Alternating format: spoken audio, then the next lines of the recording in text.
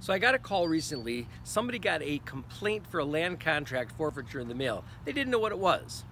Well, I'm attorney Stuart Sandwest, and I can tell you that a land contract forfeiture is a procedure in Michigan. It's called a summary proceeding, where a purchaser of a land contract, the buyer of a house who buys it on a land contract, meaning the seller of the house is actually acting as the mortgage company, and the buyer got behind on their payments to the seller. And when that happens, the seller has the right to go to court, and as long as they give notice first, they have to give a default notice, and then they have the right to bring what's called a summary proceeding in a district court.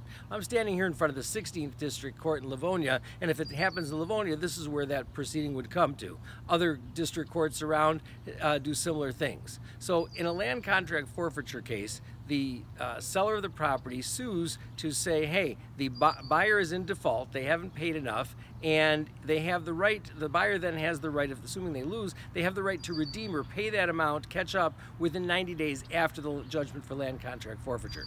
Now what happens if the buyer says, all right, I need more time than that?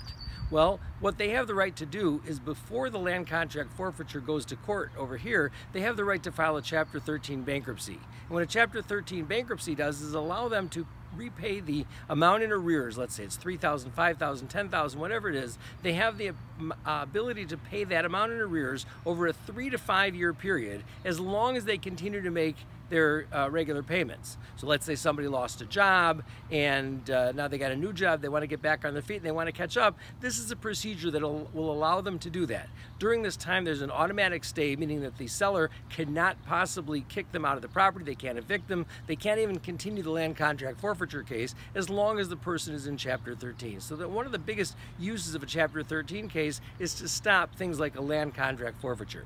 If you got any questions about land contract forfeitures or Chapter 13, please feel free to give me a call or send me an email, and I'll be glad to talk to you about it.